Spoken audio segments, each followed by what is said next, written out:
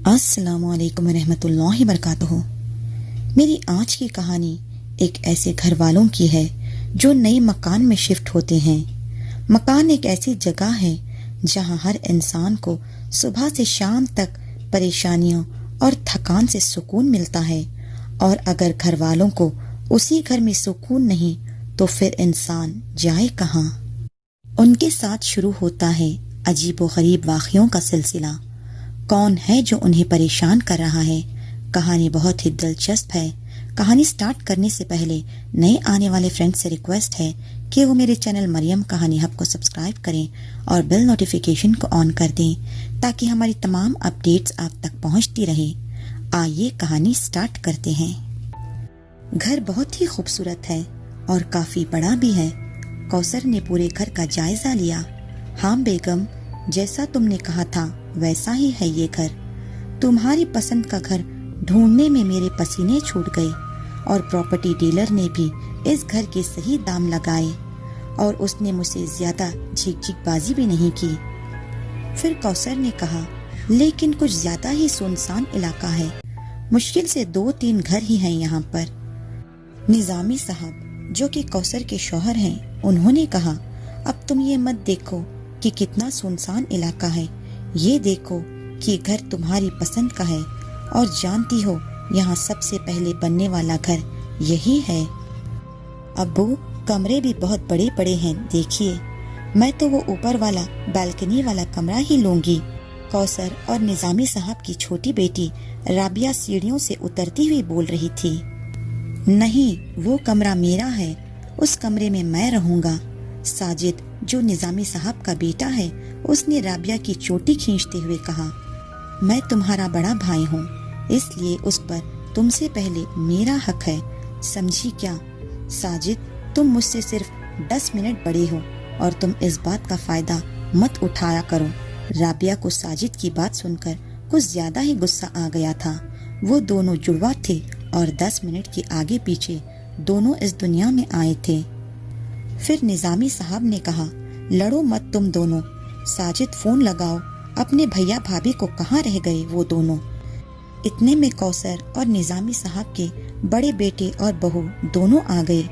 نظامی صاحب نے کھڑکی سے باہر دیکھ کر کہا، باہر ایک کار اور ٹرک آ کر رکا ہے، ساجد تم میرے ساتھ آؤ، ٹرک سے سارا سامان اتروانا ہے۔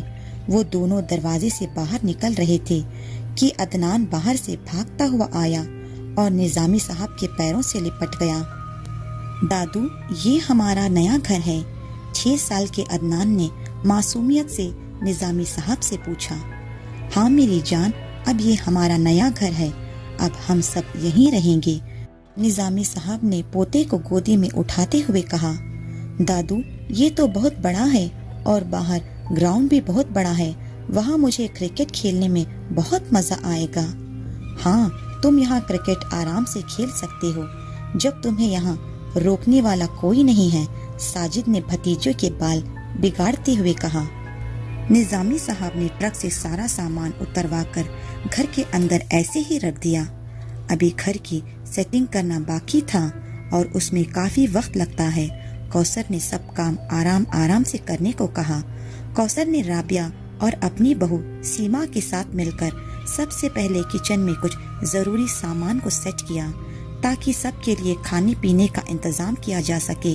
لمبے سفر کی وجہ سے سب کافی تھک چکے تھے۔ رابعہ سب کے لیے چائے بنا رہی تھی۔ جاوید جو کہ نظامی صاحب کا بڑا بیٹا تھا، اس نے اپنی بیوی سیما کے کہنے پر برتنوں کی پیٹی کچن میں لا کر رکھ دی تھی۔ سیما نے پیٹی کی سیل کھول کر اس میں سے کپ نکال کر سنک میں دھوئے اور پھر رابعہ کے پاس لا کر رکھ دیے اور پیٹی سے دوسرے برتن نکالنے لگی۔ رابعہ نے گیس بند کیا اور چائے کپوں میں ڈال کر کپوں کی ٹرے کچن سے باہر نکال کر لے گئی۔ رابعہ کے کچن سے نکلتے ہی گیس خود بخود آن ہو گئی اور اس کے برنر میں آگ لگ گئی۔ سیما نے برتن نکالتے ہوئے گیس کی طرف دھیان دیا تو گیس کا چولہا جلا ہوا تھا۔ اس نے آگے بڑھ کر گیس کا سوئچ بند کیا۔ کیا رابعہ گیس بند کرنا بھول گئی کیا؟ تم بہت لاپرواہ ہوتی جا رہی ہو، سیما نے کچن سے باہر آتے ہوئے رابعہ سے کہا۔ پھر رابعہ نے کہا نہیں بھابھی، میں نے تو بند کر دیا تھا، شاید تم جلد بازی میں گیس کا سوئچ آف کرنا بھول گئی ہوگی، اب میں نے بند کیا ہے۔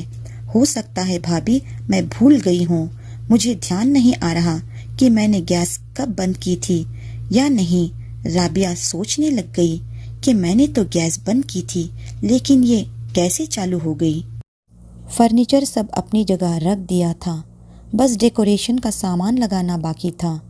سیما پیٹیوں سے سامان سنبھال کر نکالتے ہوئے وہیں زمین پر رکھ رہی تھی۔ اس نے پیٹی سے ایک بے حد خوبصورت بڑا سا گلدان باہر نکالا اور اسے دیکھتے ہوئے وہیں زمین پر رکھ دیا۔ سیما بڑے دھیان سے اپنے کام میں لگی ہوئی تھی۔ گلدان خود بخود دھیرے دھیرے ہل رہا تھا۔ آواز آنے پر سیما نے پیچھے دیکھا تو سب کچھ ٹھیک تھا اور گلدان کا ہلنا بھی بند ہو گیا تھا۔ سیما پھر سے اپنے کام میں لگ گئی۔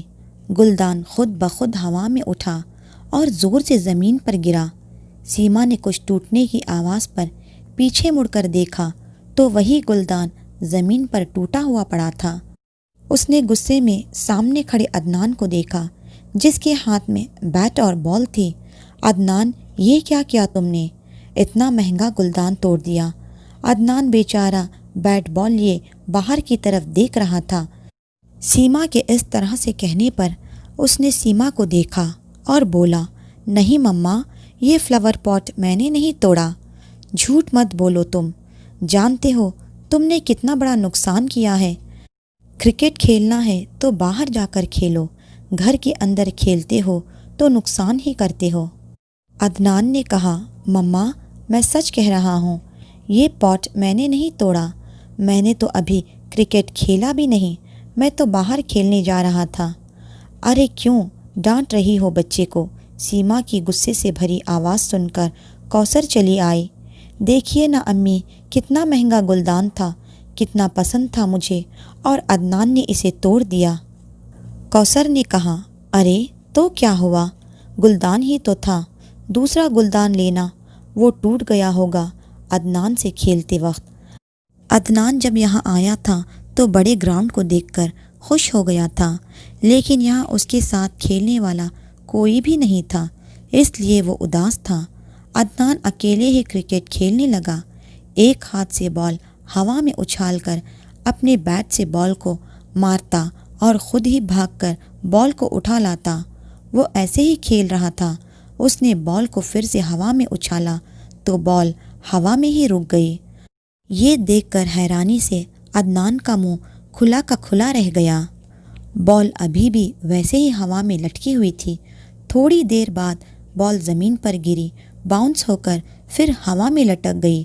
عدنان بس چپ چاپ کھڑے ہوئے سب دیکھ رہا تھا۔ تھوڑی دیر بعد بال زمین پر گرتی اور پھر باؤنس ہو کر ہوا میں لٹک جاتی۔ عدنان کم ذہن کا جو تھا، اس لیے یہ باتیں سمجھ نہیں پا رہا تھا کہ یہ سب کیا ہو رہا ہے۔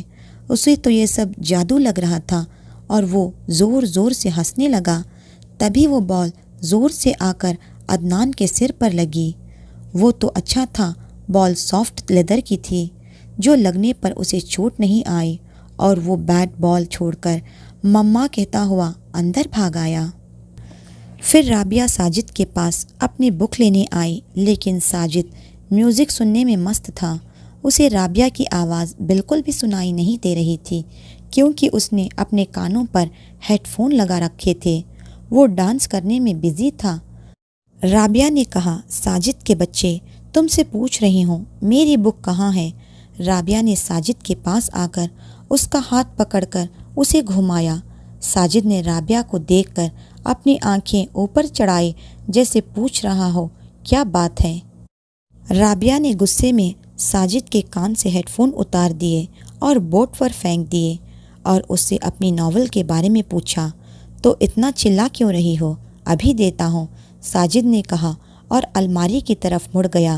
یہ لو اپنی بھوتیا ناول، اور ہاں اتنا مت پڑھا کرو، یہ ہارر سٹوری ایک دن تم خود چڑیل بن جاؤ گی، ساجد کہہ کر خود ہنس پڑا۔ رابعہ کو ساجد کا ہنسنا زہر لگا۔ تو کیا کسی راکشس سے کم ہے؟ وہ کہتے ہوئے کمرے سے باہر نکل گئی اور ساجد ہیڈ فون کو واپس کانوں پر لگا کر پھر سے ڈانس کرنے لگا۔ وہ آنکھیں بند کر کے ڈانس کرنے میں مست تھا کہ تبھی اچانک ہیڈ فون کی والیوم حد سے زیادہ تیز ہو گئی اور ساجد نے ایک چیخ کے ساتھ اپنے کان سے ہیڈ فون کو اتار کر پھینک دیا۔ اس نے اپنی دونوں انگلیاں اپنے کانوں میں ڈال کر ہلائی۔ اسے ایسے لگ رہا تھا جیسے کوئی چیز اس کے کانوں میں گھس گئی ہو۔ ہیڈ فون کی فل آواز بھی نارمل ہی ہوتی ہے، تو پھر یہ کیا تھا؟ ساجد سوچ میں پڑ گیا۔ ساجد نے ہیڈ فون کو اٹھا کر پھر کان میں لگایا تو اس میں نارمل آواز ہی آ رہی تھی۔ رابعہ بیڈ پر لیٹی ہارر ناول پڑھ رہی تھی۔ اس نے ایک نظر پاس میں لیٹے عدنان کو دیکھا اور اس کو اچھی طرح سے چادر اڑائی اور پھر سے پڑھنے میں لگ گئی۔ رابعہ کتاب میں اتنا کھو گئی تھی کہ اسے یہ بھی احساس نہیں ہوا کہ کوئی اس کے پیروں کی طرف سے دھیرے دھیرے چادر کھینچ رہا ہے۔ رابعہ نے چادر کو کھینچ کر اپنے سینے تک کیا اور پھر سے کتاب میں گم ہو گئی۔ ناول پڑھتے پڑھتے اسے ڈر لگنے لگا۔ وہی لال خوفناک آنکھیں کتاب کے سائڈ سے جھانک کر رابعہ کو دیکھنے لگی۔ رابعہ کی نظر ان آنکھوں پر پڑی تو اس نے ایک دم کتاب اپنے سینے پر رکھ کر سامنے اور پھر ادھر ادھر دیکھا، لیکن کوئی نہیں تھا۔ ڈر کے مارے اس کا گلا بھی سوکھ گیا تھا۔ اس نے کتاب بند کر کے ایک طرف رکھ دیا اور پانی پینے کے لیے بوتل اٹھائی تو بوتل خالی تھی۔ آج بوتل لانا ہی بھول گئی۔ رابعہ بڑبڑاتے ہوئے بوتل لے کر اٹھی اور کمرے سے باہر نکل کر کچن کی طرف بڑھ گئی۔ اس نے کچن کی لائٹ جلائی اور فریج سے بوتل نکال ہی رہی تھی تو اسے ایسے لگا جیسے اس کے پیچھے کوئی کھڑا ہے۔ اس نے پیچھے مڑ کر دیکھا تو کوئی نہیں تھا۔ وہ بوتل لے کر کچن سے نکل کر اپنے کمرے کی طرف جا رہی تھی تو اسے سیڑھیوں پر ریلنگ کو پکڑے ایک سایہ بیٹھا دکھائی دیا۔ وہی آگ نکلتی ہوئی بڑی بڑی لال آنکھیں اور لمبے لمبے سفید ناخن والا سایہ اسے ہی دیکھ رہا تھا۔ یہ دیکھ کر رابعہ ڈر گئی۔ گھر میں ہلکا اندھیرا تھا اور اندھیرے میں لال آنکھیں صاف دکھائی دے رہی تھیں۔ کون ہے وہاں؟ رابعہ بولی۔ وہ ڈرتے ہوئے سیڑھیوں کی طرف بڑھی، لیکن اگلے ہی پل وہ سایہ غائب ہو گیا تھا۔ وہاں کسی کو نہ پا کر رابعہ نے اپنے سر پر ہاتھ مارا اور جیسے ہی وہ مڑی اس نے اپنے چہرے کے بالکل پاس وہی لال آنکھیں، ڈراونا چہرہ دکھائی دیا۔ ڈر سے رابعہ کی ایک دم چیخ نکل گئی اور وہ بس چلاتی ہی جا رہی تھی۔ رابعہ کی چیخ سن کر سبھی لائٹ جلا کر باہر آئے، مگر رابعہ اپنے کانوں پر ہاتھ رکھے ابھی بھی چیخ رہی تھی۔ رابعہ، رابعہ، رابعہ ہوش میں آؤ، میں تمہاری امی۔ جب رابعہ چپ نہیں ہوئی تو کوثر نے اسے کندھوں پر پکڑ کر جھنجھوڑا۔ کیا ہوا؟ کیوں چیخ رہی ہو؟ رابعہ نے سب کو دیکھا۔ سب اس سے ایک ہی سوال کر رہے تھے، لیکن اس کے گلے سے تو آواز ہی نہیں نکل رہی تھی۔ یہ تمہیں اتنا پسینہ کیوں آ رہا ہے؟ سیما نے رابعہ کے بکھرے بال پیچھے کر کے ماتھے سے پسینہ پوچھا۔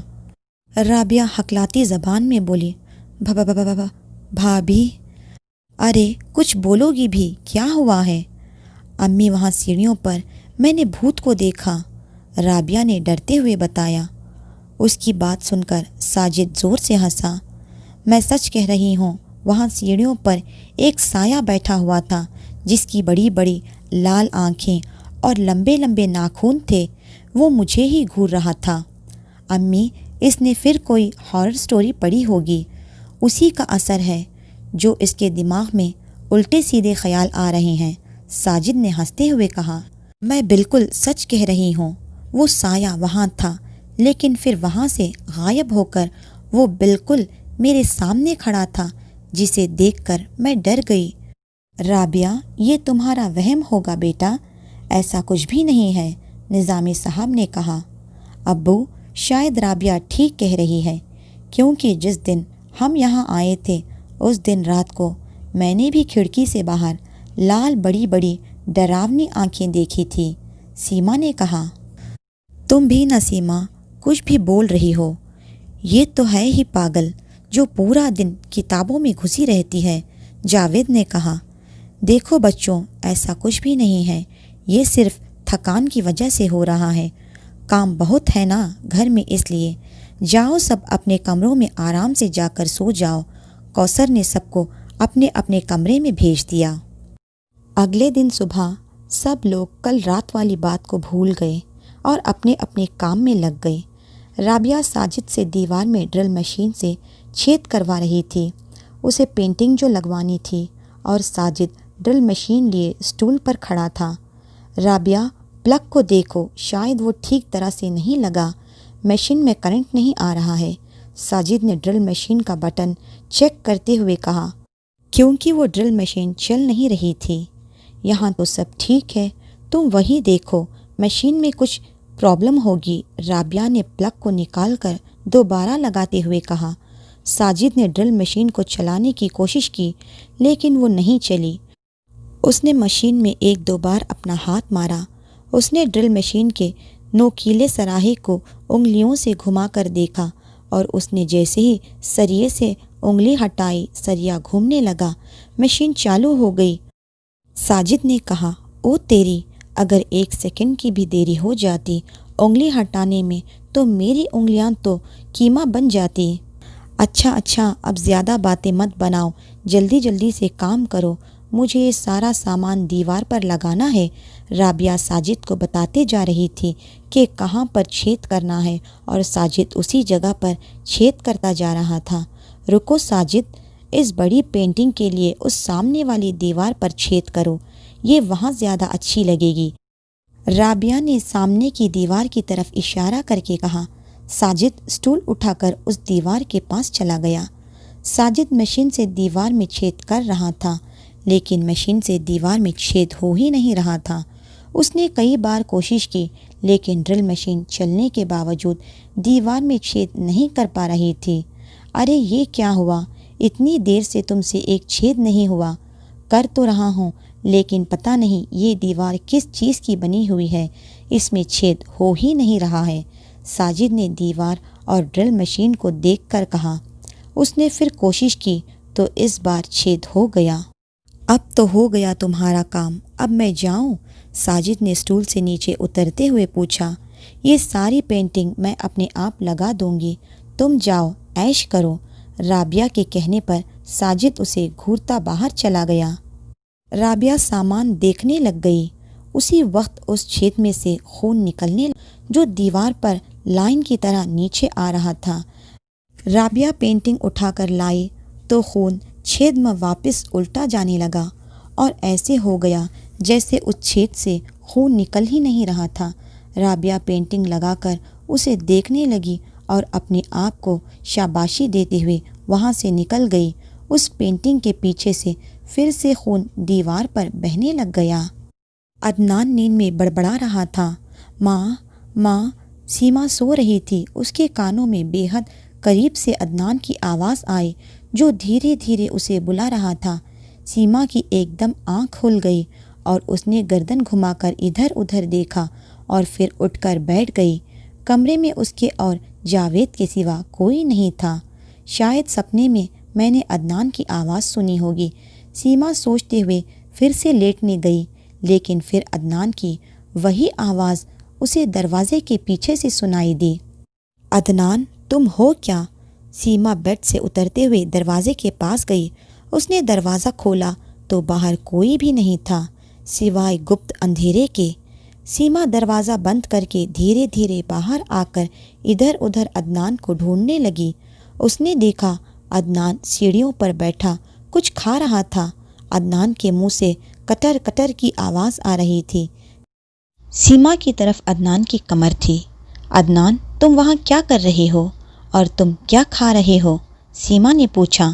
عدنان ہنستے ہوئے سیڑھیوں سے نیچے چلا گیا۔ رکو عدنان، سیما اسے روکتی رہی۔ اندھیرے کی وجہ سے سیما سیڑھیوں کی ریلنگ کو پکڑ کر دھیرے دھیرے اتر کر نیچے چلی آئی۔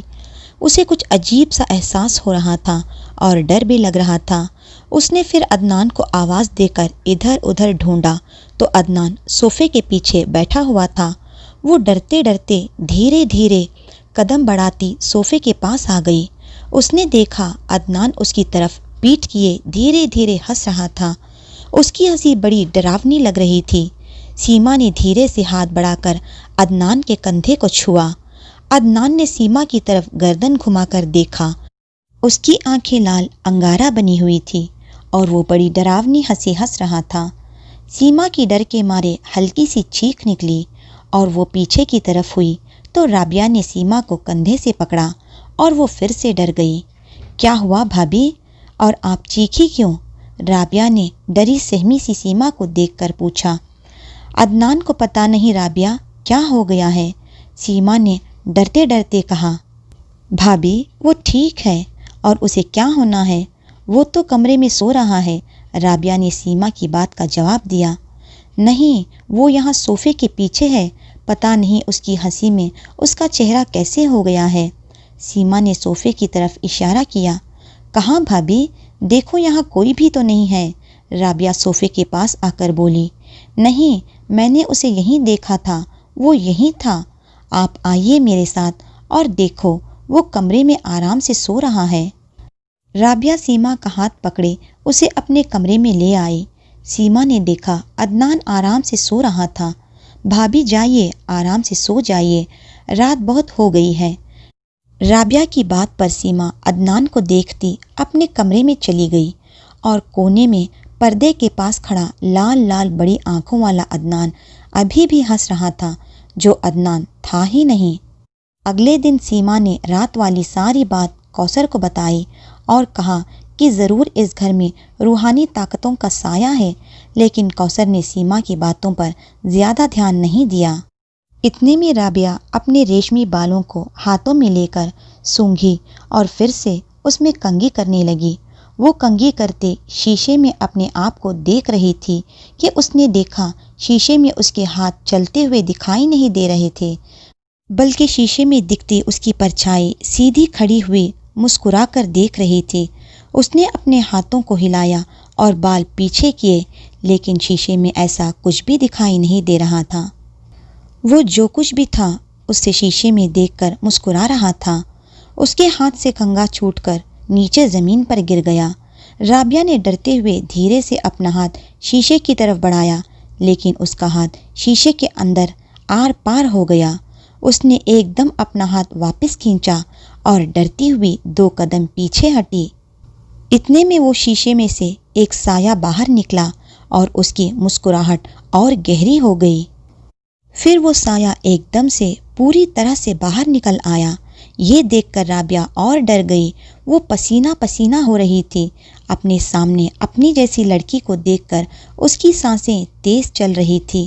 وہ لڑکی شیطانی مسکراہٹ لیے رابعہ کی طرف بڑھ رہی تھی اور پھر بالکل رابعہ کے سامنے آ کر کھڑی ہو گئی۔ رابعہ آنکھیں پھاڑ کے بس اسے دیکھے جا رہی تھی۔ اس لڑکی نے ایک دم رابعہ کا ہاتھ پکڑ لیا۔ رابعہ نے اپنا ہاتھ پکڑے اس کا ہاتھ دیکھا تو وہ دھیرے دھیرے سفید ہو رہا تھا اور اس کے ناخن بھی بڑے ہو رہے تھے۔ دیکھتے دیکھتے اس لڑکی کا پورا رنگ سفید ہو گیا، اس کا چہرہ بھی بدل کر خوفناک ہو گیا۔ لمبے بال بکھر گئے تھے اور بالوں کے پیچھے سے وہی لال دہکتی ہوئی بڑی بڑی آنکھیں رابعہ کو گھورے جا رہی تھی۔ اس لڑکی کا اصلی روپ دیکھ کر رابعہ چیخ اٹھی، امی، ابو! وہ ڈر کے مارے چیخ رہی تھی اور اس سے اپنا ہاتھ چھڑانے کی کوشش کر رہی تھی۔ خوفناک چہرے والی لڑکی اپنی گردن ٹیڑھی کر رہی تھی اور مسکرا کے رابعہ کو دیکھ رہی تھی۔ رابعہ چیخے جا رہی تھی۔ رابعہ کو ایسا لگ رہا تھا جیسے اس کے ہاتھ پر کسی نے گرم سریا رکھ دیا ہے۔ رابعہ کی آواز سن کر سبھی اس کے کمرے کی طرف بھاگے۔ بھیانک چہرے والی لڑکی نے رابعہ کا ہاتھ چھوڑ دیا۔ رابعہ جلدی سے دروازے کی طرف بھاگی۔ رابعہ چیختی ہوئی دروازہ کھولنے کی کوشش کر رہی تھی، لیکن دروازہ خود بخود لاک ہو گیا تھا۔ دوسری طرف باقی گھر والے بھی دروازہ باہر سے کھولنے کی کوشش کر رہے تھے۔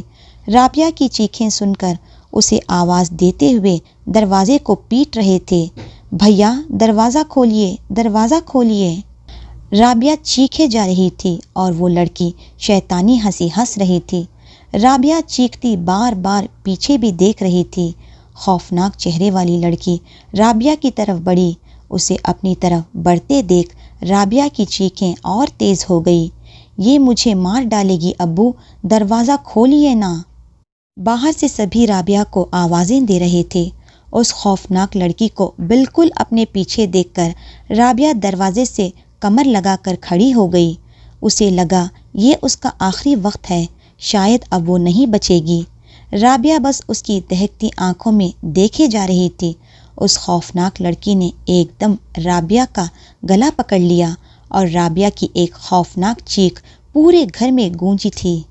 باہر سے سب دروازہ کھولنے کی کوشش کر رہے تھے، رابعہ کو بار بار آواز دے رہے تھے۔ رابعہ کی آواز آنی بند ہو گئی تو وہ پھر سے دروازے کو کھولنے کی کوشش کرنے لگے۔ امی، کمرے میں دھواں نکل رہا ہے، ساجد نے دروازے کے نیچے سے دھواں نکلتے ہوئے دیکھ کر سب سے کہا۔ سب نے ایک ساتھ دروازے کے نیچے دیکھا تو وہاں سے بہت سارا دھواں نکل رہا تھا۔ ان سب کی سانسیں تھم گئی اور ایک دم دروازہ اپنے آپ کھل گیا۔ اس کے بعد کیا ہوا جاننے کے لیے کہانی کا دوسرا پارٹ دیکھیں، جو کہ انتہائی خوفناک اور دلچسپ ہے۔